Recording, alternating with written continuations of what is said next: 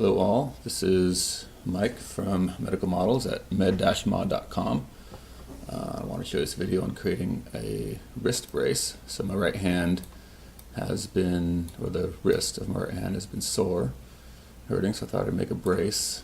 It's actually inspired from this project I saw a while back, where we did this to basically replace traditional casts with a 3D printed one. Thought it looked like a cool idea, and I'd thought about doing something like it for a while, but kind of never gotten around to it. But now I had a reason, and I was also looking at a CT scan of my abdomen from years ago after a skiing accident where I'd hurt my shoulder. But they took a CT scan of my abdomen because I had a little bruise on it, and they wanted to make sure there's no internal bleeding. So as a benefit, I got a really nice CT scan. Kind of wish it was of my shoulder, but it was also usable, and happened to have my right hand laying on my stomach when they took the scan, so I had a fairly good quality scan of my hand. So I segmented it here in 3D slicer, actually just all the soft tissue, so it's pretty simple segmentation. I won't really go into that process here, but got a pretty good result. Definitely some little errors there, but for what I'm doing, it doesn't have to be that high quality. So I created this surface model, and then I can open it in Mesh Mixer to work out this process. And normally, I think if you're going to do this, you'd actually just get a laser scan or a structured light scan, so you get the surface model of your hand. But I happen to have a CT scan, and so thought I'd use that. And this is actually the fourth time I've done this. I keep making them and then finding little things about it that I want to improve. So I thought this time I'd make a little video showing how it's done. Other times it's been more of a matter of not fitting well, or the way I had it attached on. So the first thing I'll do is I'll cut off my fingers here, because I don't want them in my brace. I want to actually be able to use my hand, at least somewhat. But I want to include enough of the palm where it's going to be supporting my wrist, but not restricting the motion. Sorry, my mouse died there for a second. So, trying to figure out the best position. This is kind of what I want to change this time. Is the last one I included too much of the thumb, and then I basically could only use the last joint, so the distal phalangeal joint of the thumb, and so that's not that useful. But also I'm going to cut it with 2 slices. Oh, undo. What I forgot to do there was to leave it no fill. So it's important that it's open for this process, as you'll see later. This is a somewhat involved process, so hopefully this video doesn't become too long, but I think this is a interesting use of medical imaging and 3D printing especially. Whether or not you could make this financially viable for everyday use would probably take some refining of this method to make it simple and quick and whatnot.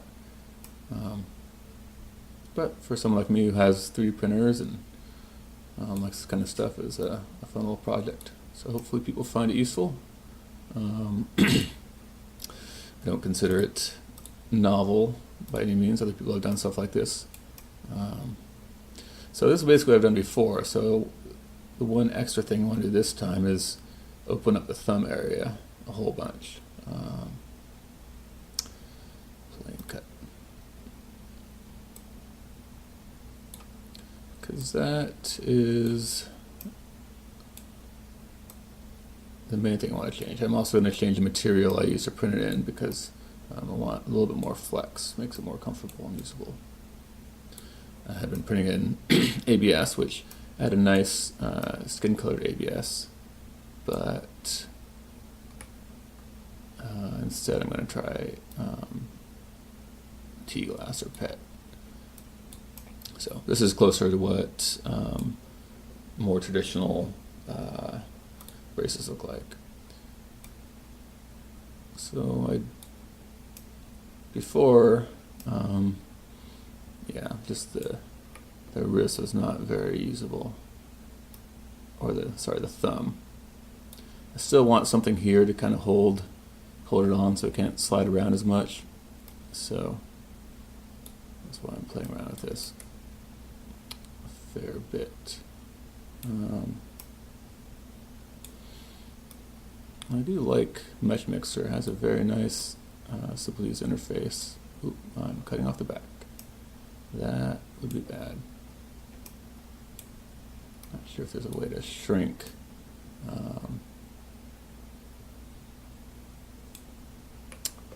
Drat.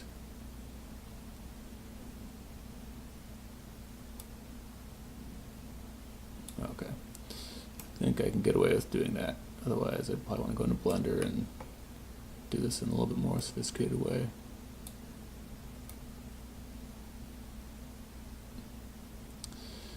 And I think it's okay to leave a little bit extra later on in the process if things get simplified and whatnot. That would be accounted for. So, all right, now I'm back.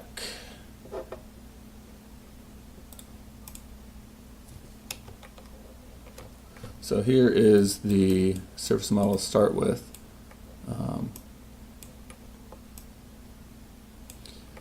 And for the next steps, it's going to make sense for me to simplify the model. So Control-All selects everything, and Reduce is going to do a decimation. Basically, it's going to reduce the mesh. Now this is a very dense mesh, so I'm actually going to go all the way down to, we'll try 95, see how that looks. And later on I'll go even rougher, because the way you get that nice kind of organic looking mesh is actually to really simplify it down. I'll stick with 95. Shape preserving, I'm going to leave all those other settings the same. So now it's going to take this model, and there we go. So I'm going to duplicate this just because it's nice to have little backups along the way, and always save.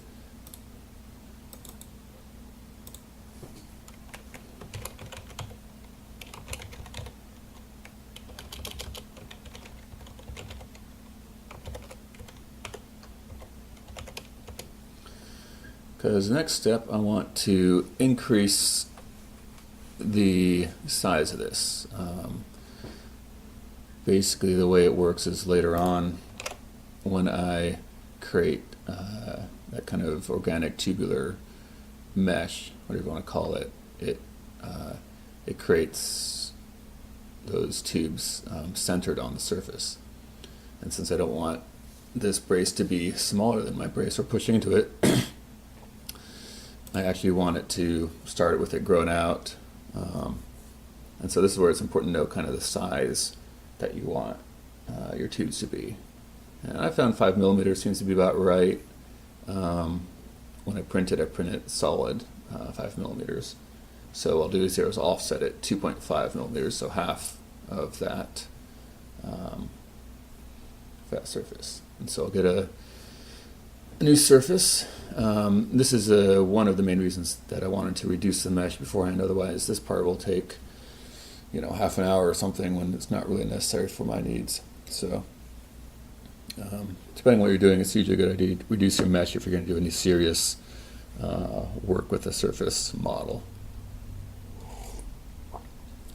And as you can see, this is still taking quite a while, even though I reduced it down to by 95%, or basically had 5% of the triangles initially. I don't,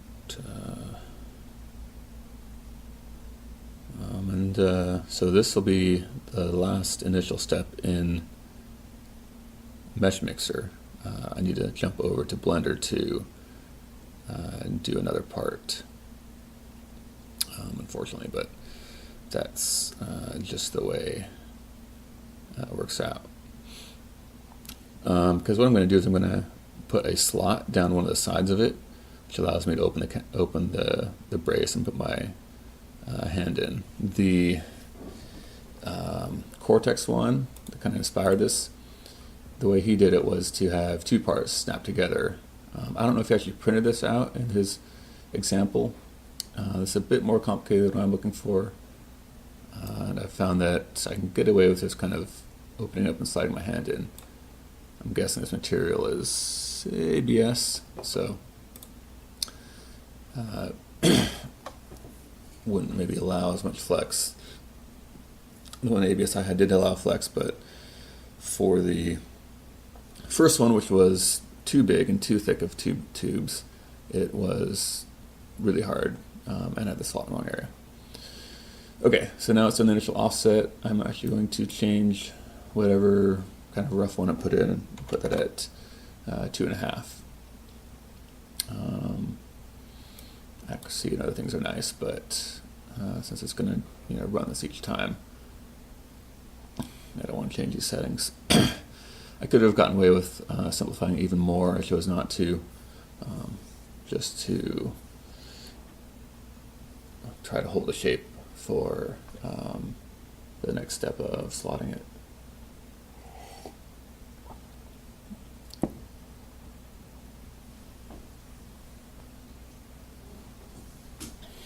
So, okay, so there we go. I'm going to accept that, call it good for now, and so it'll kind of harden this into a part. And clear section. So now we can look at what we have. And so there you see I have two surfaces. One is offset from the other. So the goal is that when I create this kind of 3D mesh thing, that the diameter or the radius will be this far. So it'll go that much further on the other side. Now this is actually considered one model, so I do separate shells. So it takes the two and it separates them. But it also seems to create a whole bunch of extra parts. So I will turn everything off and see what I actually want to keep. So I think that's my original. So I'll keep that. I'll keep that. I don't know why it's doing that. So those are the parts I want to keep. So these parts I will delete. And I'm just going to name this one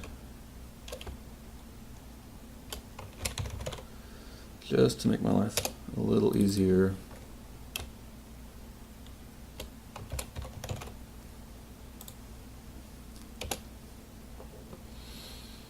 Okay, so now I'm going to hide the inner because I don't really want to do anything with that. And this is what I will export into Blender.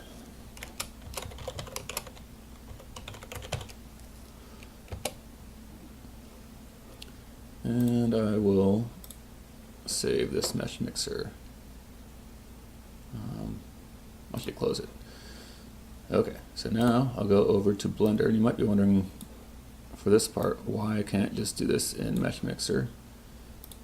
And the reason is Mesh Mixer doesn't seem to handle Booleans very well.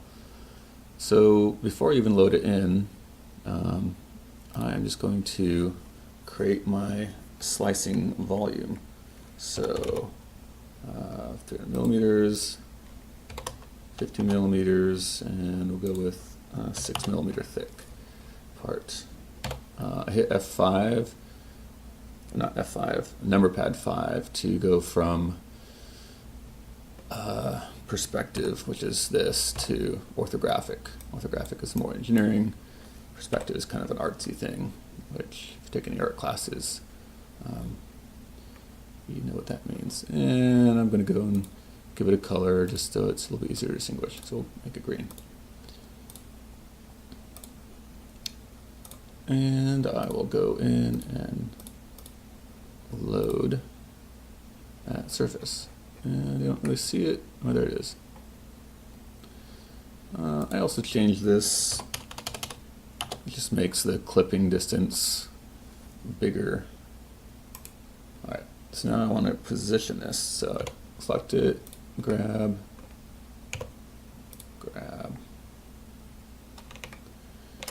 And I don't really want to move the wrist brace at all. I could make it centered on origin, but later on that will cause an issue. So it'll make moving around here a little bit more tricky. I know there's some methods to fix that, but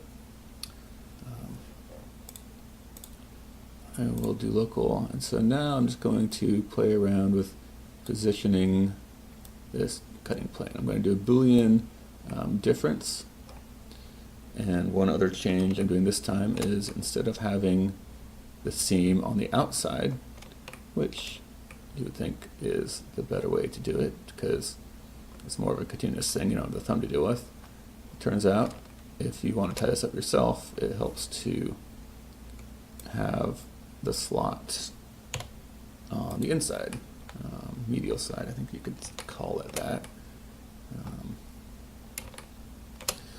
Depending on how your wrist is oriented, this may or may not be medial. I use G to just grab it and move it freehand.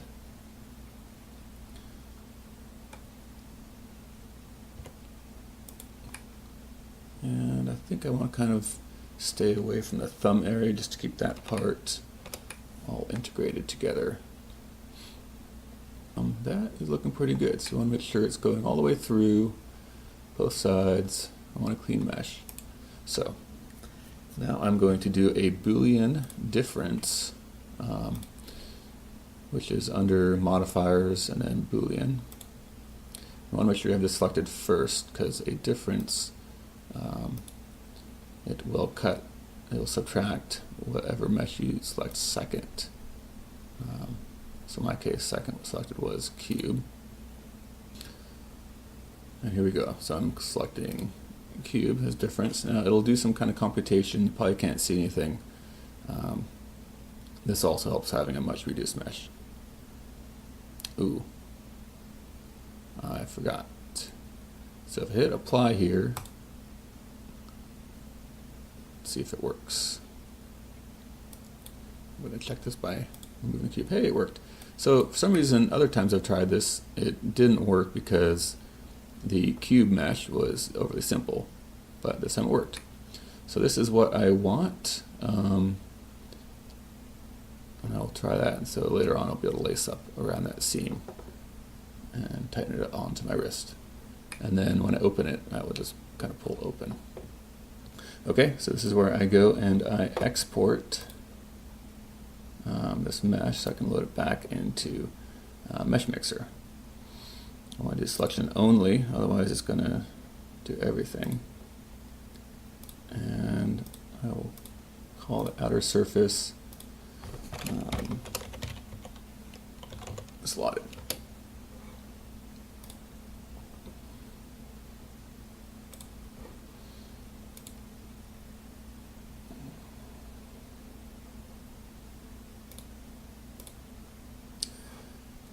And you're probably wondering why I can't just go and import that back into the previous saved copy of Mesh Mixer. And for some reason, Mesh Mixer doesn't let you just, import multiple files because that would make too much sense. Anyways, so here is the model for my brace, expanded with a slot in it. And the next thing I'm going to do, Control Alt select everything, is to go back and reduce it yet again. And this is actually where you control the basically the structure of that organic mesh or Veroni. So before I reduced it by I think 95%, so I only left 2% of the initial, or only 5% of the initial ones, and now I'm going to reduce it even more. Okay, I thought it might be simple enough for it to use a slider. I'm going to leave 10% now, see how that looks. And yet you want it to look really, really blocky. So I'm going to go to 5%. I'll go to 2%. It really doesn't seem to be doing anything. 1%.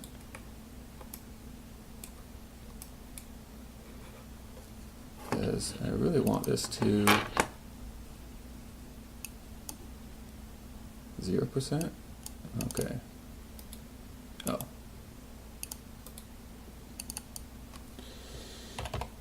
I did it backwards.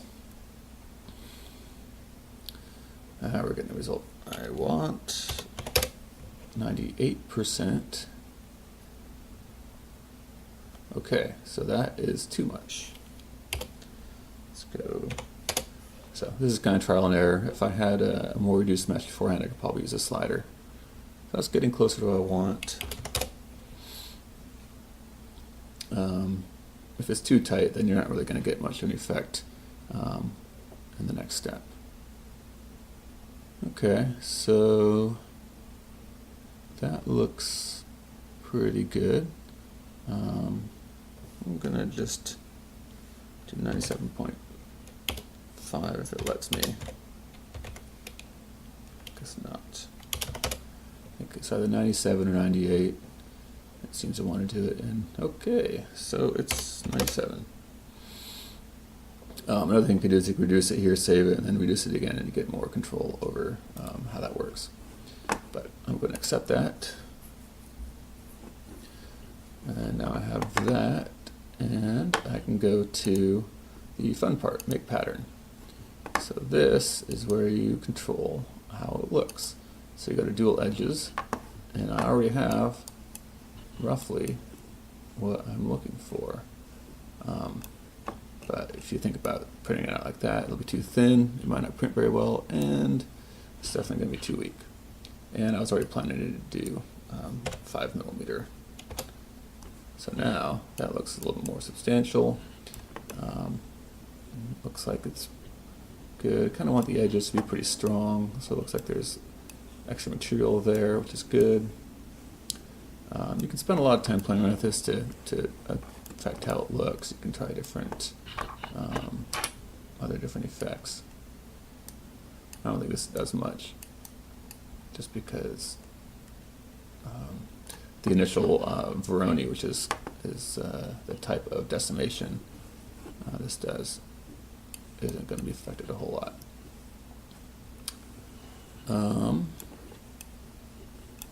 You can also do interesting things like have a gradient where from one end it's really thin, another end is really thick. Looks kind of funny. Not going to print well here, I can tell you that, and it's going to be totally weak. So, no gradient. But feel free to play around as much as you want. But this is actually, I think, what I want. So I'm going to accept it.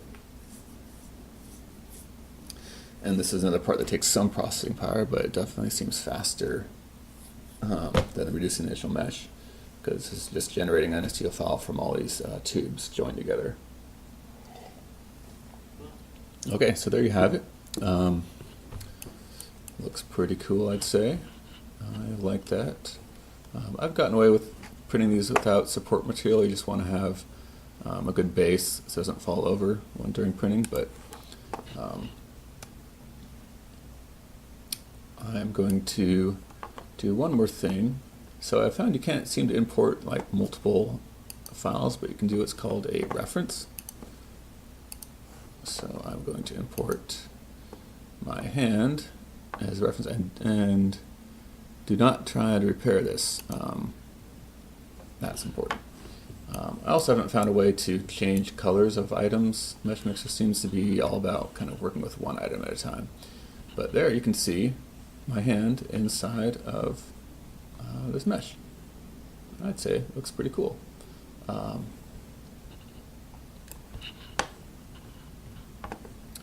I'm going to go in here and hide this, because this is what I want. So that's what I want to print. So I will just go and export that as a STL file. And so I will try to print in PET. I'll print it solid. First one that had 6mm webs was actually had some infill, wasn't solid, but since it was large, it worked pretty well. So there you go. I think that will work well. I may just, cut that once I print it out to make it a little bit smoother, but I'm pretty happy with that. Okay, so after seeing how to create in CAD a brace, I thought I would show you my different iterations. This is a cloth brace. You can buy it from the grocery store, maybe $20, pretty cheap. It has some plastic here that gives it rigidity, and it has pretty good range of motion and still kind of restricts the wrist somewhat, but I can still do pretty much anything with this on. So here is the first design. This was done in ABS. Had the slot along the top. I had the thumb area. It's very small and restrictive. And getting on and off wasn't very easy. The idea was that I just pry this apart and open it up and slide my hand in, but that didn't really work that well. It was very restrictive trying to get my hand through that area. So that one didn't work that well. So next I basically took the same design. I did cut off some of the back, but I thinned out the webbing, so it was more like 4mm instead of 6, but I still kept the thumb area open. But this is a lot weaker and broke apart, as you can see, so this didn't really work either. Next I moved the slot to the outside so I could slide my hand in that way, which was a lot more functional. I did still have a very restricted thumb area, so this was cut later on. But this is somewhat usable, but still too weak. It looks like it was printed solid, so even though these are 4mm, it was solid, which made it a bit stronger than the previous one. But still, with the thumb restricted, it wasn't that good. So the next thing is I switched to T-glass, or PET, from Telman, and this is a lot more flexible, lower modulus of elasticity, and had the thumb opened. So this worked, except that getting my hand in here and then trying to get my thumb in made this pretty difficult to use. So it wasn't really that functional for taking on and off. But the flexibility was definitely an improvement over the ABS. So here's the final one. So this is also in T-glass, and it still has an open thumb area. But I had moved the slot back to the outside, which is much better. So I can get it on. It takes a bit of effort, but it's pretty easy on and off once you kind of practice a little bit.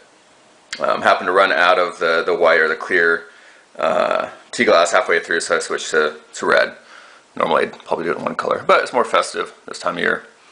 And so this is functional. I've been wearing it for quite a while. It doesn't quite have the heft I would think of a typical cast, so the weight is lower. Wouldn't have as much effect swinging it and hitting something.